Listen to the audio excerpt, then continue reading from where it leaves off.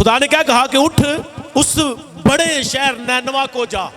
नैनवा बहुत बड़ा शहर था उस वक्त, 3 दिन की मुसाफत था, क्योंकि उस वक्त लोग पैदल ही सफर किया करते थे। 3 दिन पैदल चलोगे तो फिर उसका एरिया, उसकी हदूद जो है वो खत्म होती थी। इसका मतलब है कम से कम वो 200 या 300 किलोमीटर का एरिया में होगा। तो लिखा खुदा ने कहा जा और उसके खिलाफ मनादी कर, क्योंकि उनकी शरारत मेरे हजूर पहुंची है। उनकी शरारत मेरे हजूर पहुंची है। शरारत का मतलब है इंसान जो गुनाह करता है, खुदा के कलाम खिलाफ जो भी बातें करता है, खुदा के कलाम के खिलाफ चलता है, वो खुदा की नजर में सारी इंसान की शरारत गिनी जाती है। ऐसा ही गुनाह सदूम और मूरा के लोगों ने भी किया। उनका गुनाह भी बदी लिखा खुदा के हजूर पहुंची। और उस वक्त खुदा ने 3 फरिश्ते भेजे अपने। यहां पर भी खुदा, क्योंकि खुदा किसी गुनाहगार की हलाकत नहीं चाहता, बल्कि चाहता है सब की तौबा तक नौबत पहुंचे, क्योंकि खुदा सबको प्यार करता है। तो इसको भी खुदा ने कहा कि तू नैनवा को जा और उनके खिलाफ जाकर मनादी कर, क्योंकि उनकी शरारत जो है, उनके गुनाह जो है, उनकी जो बदी है वो मेरे हजूर पहुंची है। उनको जाकर बता। लेकिन यूना क्या करता है, वो बजाय नैनवा जाने की बजाय वो याफा में गया और वहां से एक जहाज तरसीस को जा रहा था, उसने उसमें किराया देकर वहां सवार हो गया।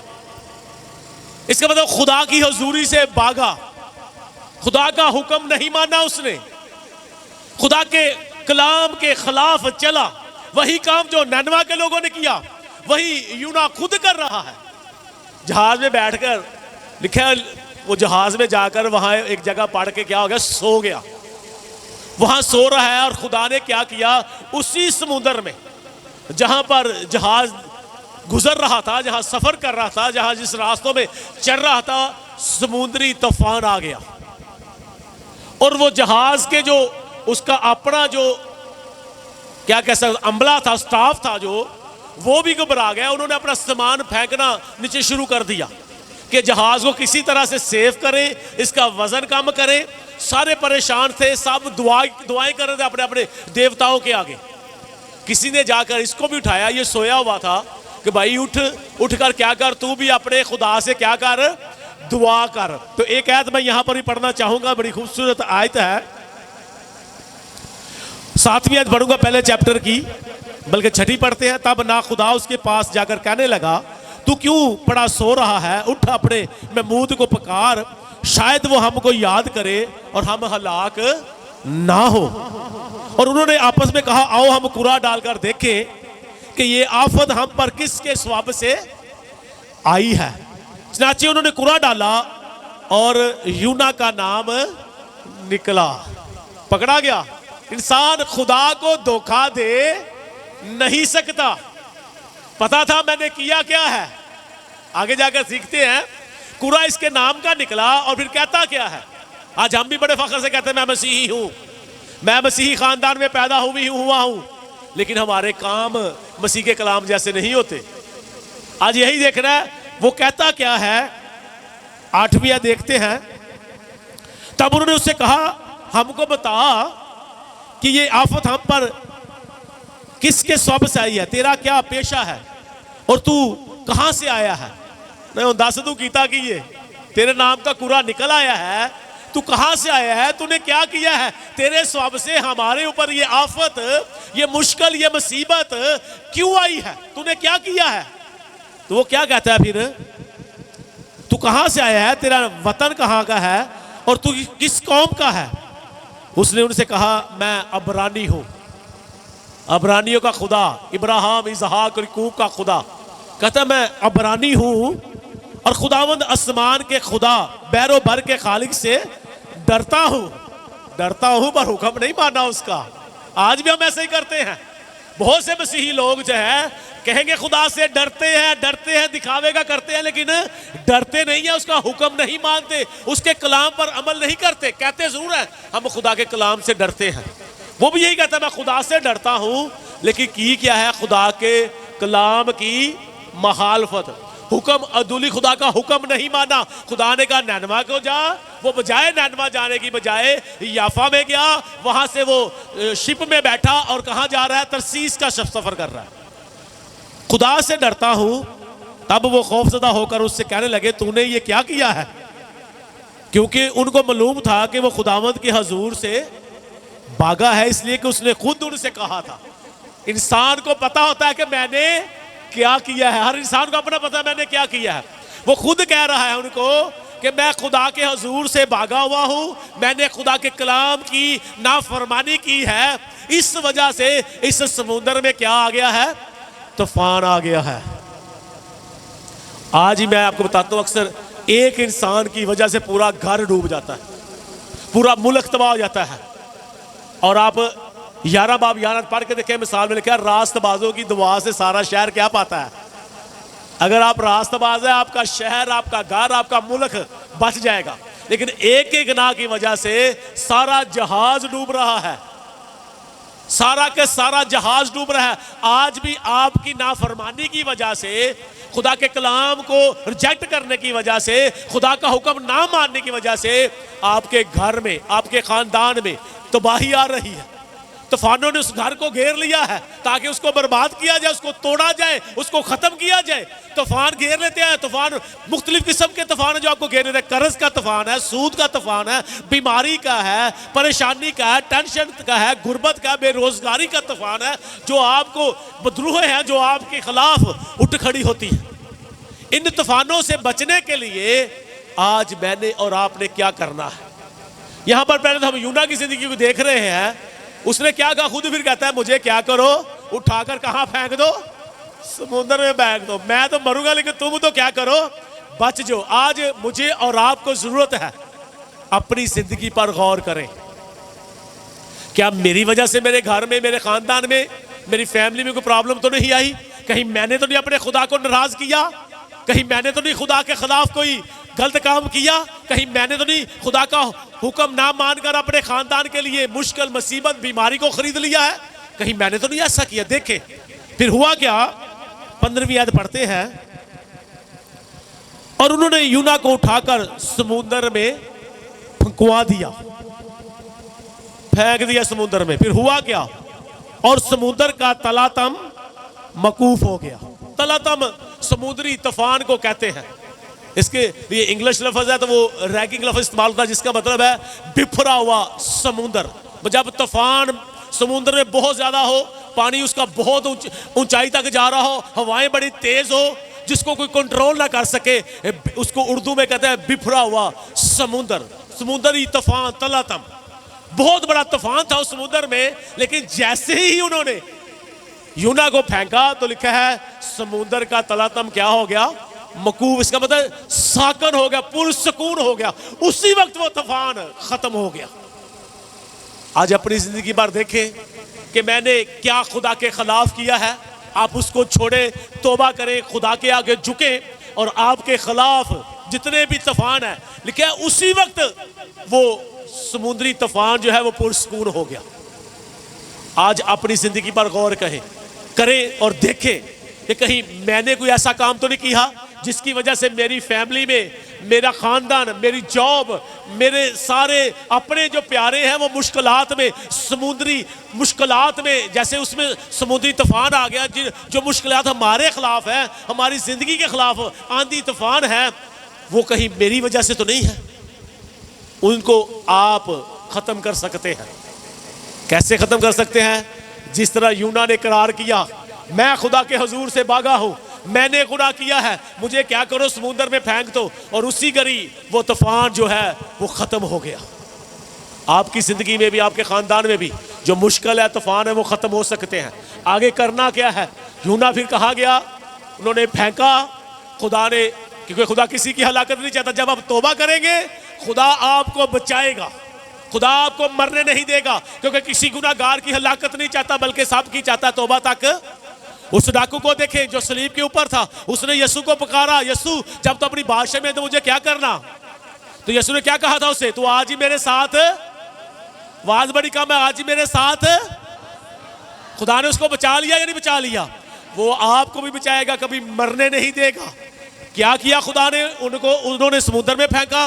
खुदा ने एक मछली को क्या दिया हुआ था, हुक्म किया, मकरल किया हुआ था। खुदा ने लिखा है खुदा ने पहले से एक मछली को मकरल किया था, और उस मछली ने क्या किया, यूना को पूरे के पूरे को अपने अंदर क्या किया, निगल गई, पूरे के पूरे को निगल गई।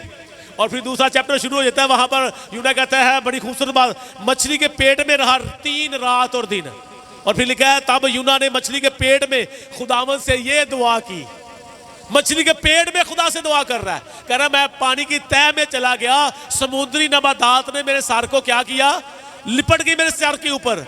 मैं पानी की तह में चला गया और वहां पर मैंने खुदा से दुआ की और खुदा ने उसको क्या किया, बचा लिया। और खुदा ने फिर मछली को हुक्म दिया, 3 रात दिन के बाद मछली ने क्या किया, उसी यूना को नैनवा की सरहद में जाकर, नैनवा के उसी शहर के पास जहां खुदा ने भेजना था, मछली को हुक्म दिया और मछली वहां जाकर क्या किया, उसको उगल दिया।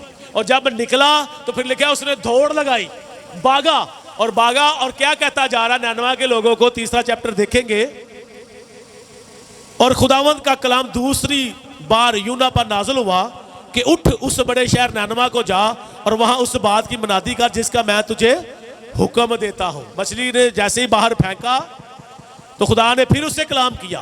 तब यूना खुदावंद के कलाम के मुताबिक उठकर नैनवा को गया, और नैनवा बहुत बड़ा शहर था, उसकी मसाफत 3 दिन की राह थी। और यूना शहर में दाखिल हुआ और 1 दिन की राह चला, और उसने मनादी की और कहा 40 रोज के बाद नैनवा क्या हो जाएगा, बर्बाद हो जाएगा। यूना वहां पर मनादी कर रहा है, नैनवा के लोगों 40 दिन के बाद नैनवा क्या हो जाएगा, बर्बाद हो जाएगा। लिखा है वहां के बाशिंदों ने उसकी आवाज सुनी, उन्होंने कहा ये मनादी शख्स हमारे खिलाफ कर रहा है कि ये शहर जो है नैनवा शहर इतना बड़ा शहर है, ये 40 दिन के बाद बर्बाद हो जाएगा। तो लिखा है उन्होंने क्या किया, उन्होंने तौबा कर ली। मैं आपके साथ आगे ये आयत पढ़ना चाहता हूं, बर्बाद किया जाएगा। तब नैनवा के बाशिंदों ने खुदा पर ईमान लाकर रोजा की मनादी की। क्या की, आज रखे रोजे आप भी, अगर बचना चाहते हो। यूना तो बच गया, अब बारी थी दूसरे लोगों की, आप बच जाएंगे। अब अपने खानदान को बचाने वाले कैसे बनेंगे। लिखा है उन्होंने क्या किया, उनकी शरारत भी खुदा के हजूर पहुंची हुई थी, उनकी बदी भी, उनका गुनाह भी खुदा के हजूर पहुंचा हुआ था। खुदा ने सदूम और मूरा को ही माफ कर देना था अगर वो भी तौबा कर लेते। यहां तक कि लिखा है लूत की बेटियां भी उसके साथ नहीं आई थी जिन्होंने शादी की हुई थी, उनके दामाद जो उन्होंने उसका उल्टा मजाक उड़ाया था लूत का। लेकिन नैनवा के लोगों ने क्या किया, ये अच्छे लोग थे, ये खुदा के कलाम से डरने वाले थे, ये खुदा के कलाम से काम गए। उन्होंने जब सुना तो लिखा है इन्होंने रोजा की मनादी की। उन्होंने कहा हम रोजा रखेंगे, खुदा के आगे झुकेंगे, खुदा से माफी मांगेंगे कि खुदा हमारा गुनाह बड़ा है, हम दुआ रोजे में ठहरते हैं, तो हम पर क्या कर, रहम कर, तो हमें माफ कर दे। इन्होंने बड़ा अच्छा फैसला किया, वही फैसला आज आप लोगों को करने की जरूरत है। इन्होंने रोजा की मनादी की। लिखा है आगे, लिखा है क्या अदना क्या आला सब ने टाट ओढ़ लिया, सब ने अच्छी पोशाकें अपनी उतार दी, टाट ओढ़ लिया, खुदा के आगे अपने आप को छोटा बना लिया, छोटा कर दिया कि खुदावंद हम बड़े नहीं, हम अपनी पोशाकों को उतारते हैं, हम तेरे आगे झुकते हैं। और लिखा है खुदा के आगे दुआ और रोजे में ठहर गए। और फिर यही इन्होंने नहीं किया, बल्कि क्या किया, जो बादशाह था उसके पास भी, उसके कानों तक भी ये बात पहुंची, और बादशाह के लिखा है तख्ते अदालत से एक हुक्म सादर हुआ।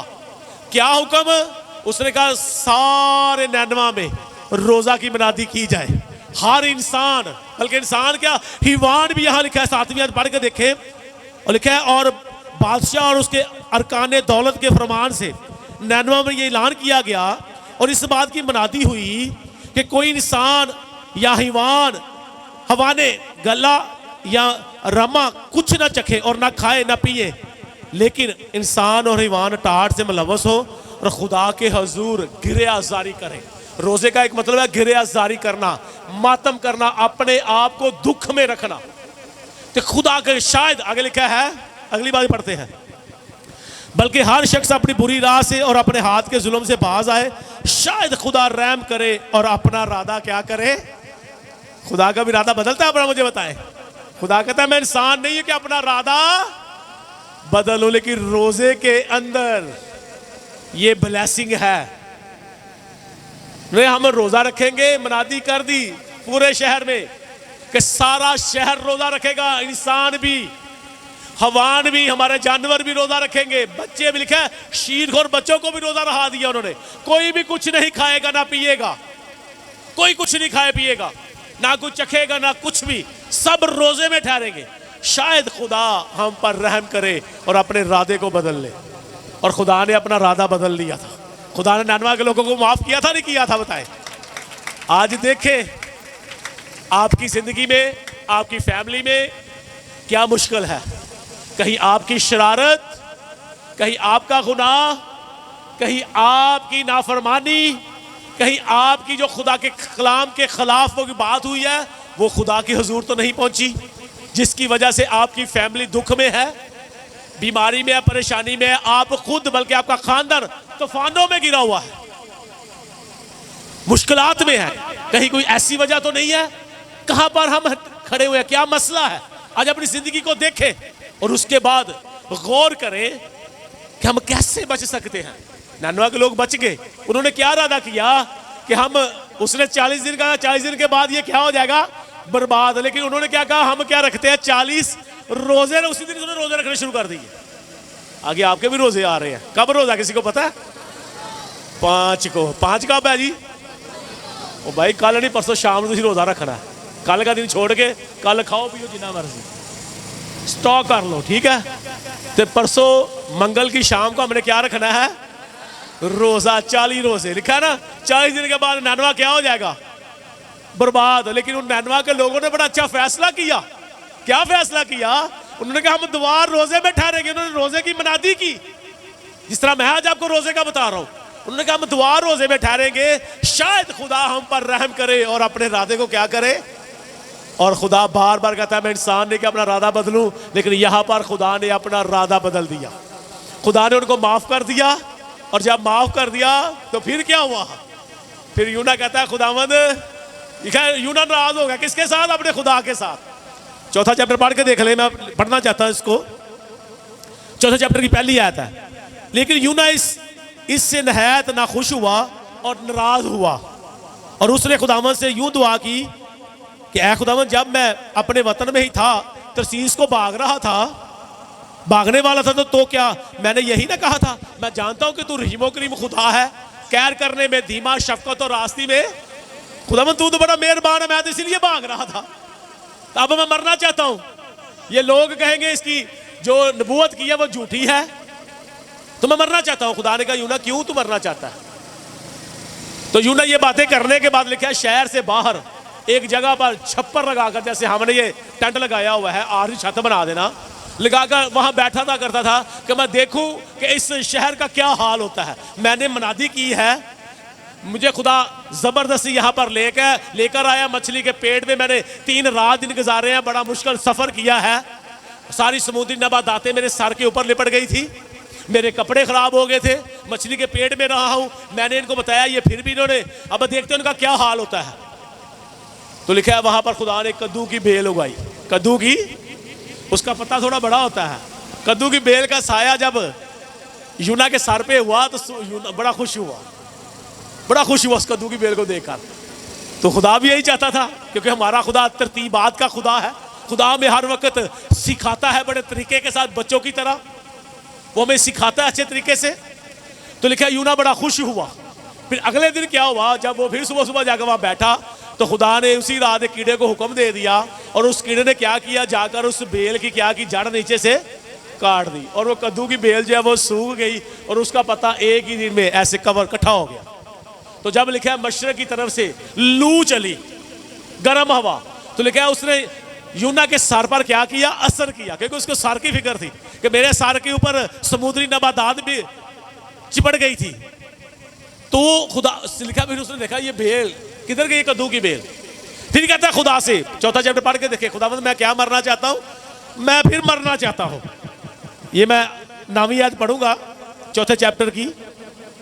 और खुदा ने यूना से फरमाया, क्या तू इस बेल के स्वाब से ऐसा नाराज है? उसने कहा हाँ, मैं यहां तक नाराज हूं कि मरना चाहता हूँ।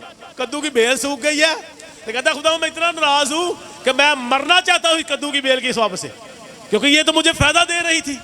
तो खुदा यही चाहता था। खुदा ने कहा यूं ना देख, इस कद्दू की बेल को ना तो तूने इसका बीज बोया, ना इसको गोडी की, ना इसको खाद डाली, ना इसको पानी डाला, लेकिन तूने इसका क्या किया, इससे फायदा उठाया है। और नैनवा शहर में 1,20,000 ऐसे मासूम बच्चे हैं जो अपने दाएं और बाएं हाथ में फर्क नहीं जानते और बेशुमार मुआशी भी है।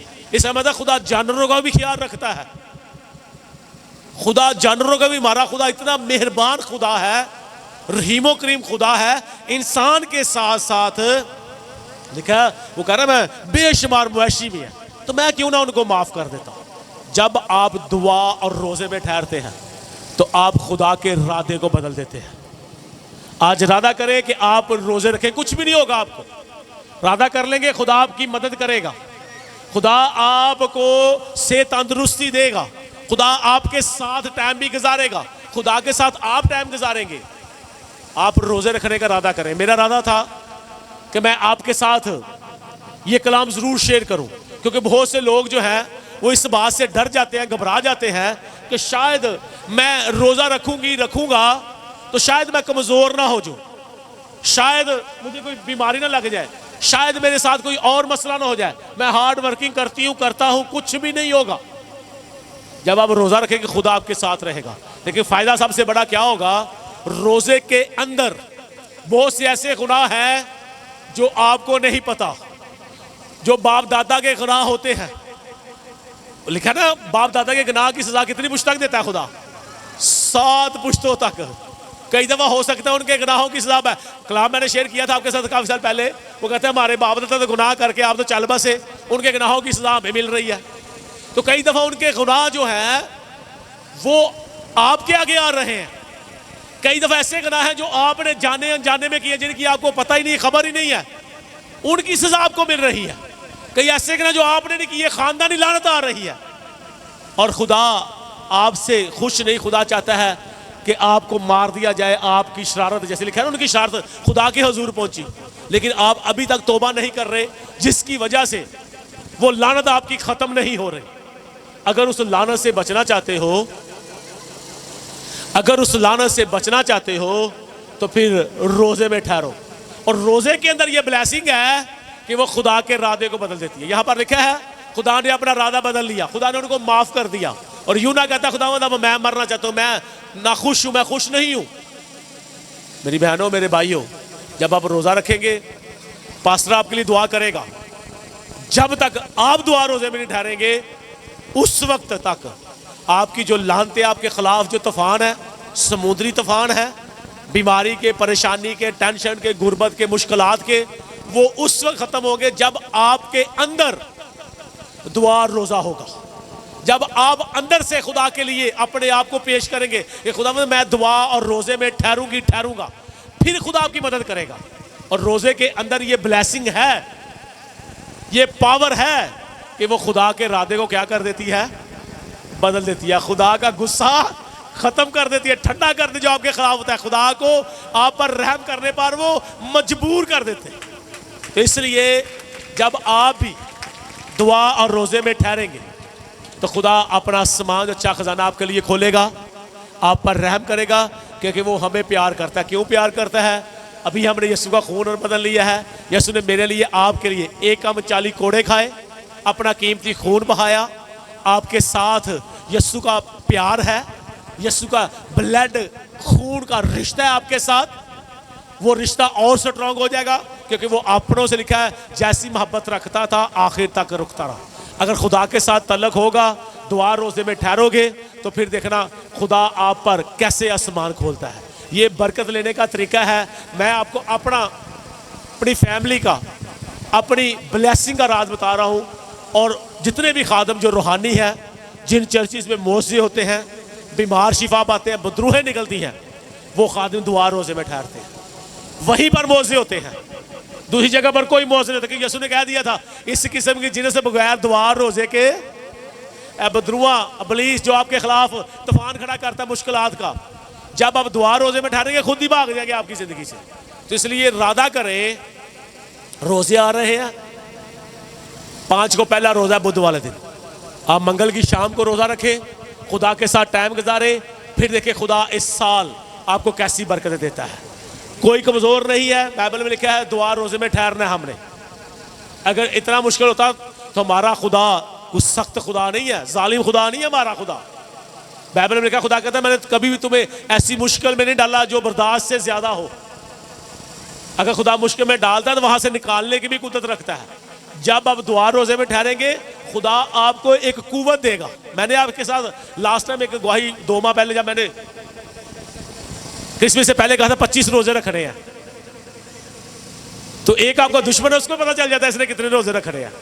पता है वो इब्लीस एक आया था नारोवाल से, वो नारोवाल में कह रहा था उस बेटी के अंदर, पास्टर से 25 रोजे रख रहे हैं। मैंने इरादा किया 25 रोजे रख रहे हैं, उसको उधर पता चल गया। तो जब आप भी इरादा करेंगे कि मैंने 40 रोजे रख रहे हैं, मैंने 25 रख रहे हैं, मैंने 20 रख रहे हैं, मैंने खुदा के साथ टाइम गुजारना है, तो फिर खुदा आपको अजर देगा। अगर इब्लीस को पता चल सकता है तो खुदा को पता नहीं चलेगा, चलेगा नहीं चलेगा। जब आप कहेंगे मैंने 40 रोजे रखने हैं तो खुदा आपकी मदद भी करेगा, आपको खाने के लिए अच्छी रोटी भी देगा, पहनने के लिए कपड़ा भी देगा, और फिर कलाम लगा तेनू चंगिया चीज़ा नाल फिर आपको बरकत मिलेगी। और इब्लीस भी आपसे डरेगा। इब्लीस को पता चलेगा भैन ने 40 रोजे रखने ने, इस भाई ने 40 रोजे रखने हैं, वो खुद ही आपकी फैमिली से, आपकी ज़िंदगी से भाग जाएगा। ये पक्की बात है, मैं आपको बता दूँ। जब आप दुआ रोजे में ठहरेंगे तो आप जब दुआ रोजे में ठहरे, यीशु ने भी कहा था, मैं आगे और भी रोज़ों के दिनों में ना आपके साथ मैं चाहता हूँ रोज़े की मनादी की जाए, रोज़े के टॉपिक पे आपके साथ कलाम शेयर किया जाए। जैसे मैंने आज आपको पहले दिन बताया, ये पहले इसलिए बता दिया ताकि आपका कोई भी रोज़ा मिस ना हो। आप 40 के 40 रोज़े रखें, खुदा के साथ टाइम गुजारें, खुदा के साथ रफ़ाकत शराकत रखें ताकि खुदा आपको बरकत दे। तो फिर आप जब खुदा के साथ चलेंगे, पहला मैंने पॉइंट आज आपको ये बताया है, रोज़े के अंदर ये ब्लेसिंग है, ये पावर है, ये खुदा के इरादे को क्या कर देती है, तब्दील कर देती है, बदल देती है। उन्होंने कहा नहीं, शायद खुदा हम पर क्या करे, रहम करे और अपने इरादे को क्या करे, बदल दे। और खुदा का इरादा उन लोगों के दुआ और रोजे ने बदल दिया। आज की कलीसिया को जरूरत है, यीशु का खून और बदन आपने ले लिया है। आज यीशु के खून और बदन से आप पाक और साफ हो गए, लेकर आपके अंदर से। अब आपने कल और आज दुआ रोजे में ठहरे, खुदा के साथ टाइम गुजारे, दुआ करें। परसों रात की शाम को आपने क्या करना है, रोज़ा रखना है। खुदावंद मैं रोज़े के लिए तैयार हूँ, मैं रोज़े रखूँगा, तेरे साथ चलूँगा। तो फिर देखिए खुदा आपकी फैमिली में कैसे काम करता है। तो मेरी दुआ है खुदावंद इस कलाम के वसीला से आपको बरकत दे, आप रोज़े की अहमियत को समझें। जो मैं अपनी बात एक छोटी सी एंड में बताना चाहता हूँ, आपकी फैमिली में जो काम नहीं होता, आप उस मकसद के लिए दुआ रोज़े में ठहरे। सिर्फ अकेले ही नहीं बल्कि सारी फैमिली रोज़ा रखे। यहाँ लिखा है उन्होंने इंसानों ने भी, जानवरों को, शीरखोर बच्चों को भी रोज़ा रखा दिया। तो आप सारे रोज़ा रखें तो फिर देखिए खुदा कैसा मेहरबान आप पर होता है। खुदा आप सबको बड़ी बरकत दे और आप सब दुआ रोज़े में ठहरे और खुदा के साथ टाइम गुजारे। सब कहे आमीन। मेरे यीशु के लिए ज़ोरदार तालियां।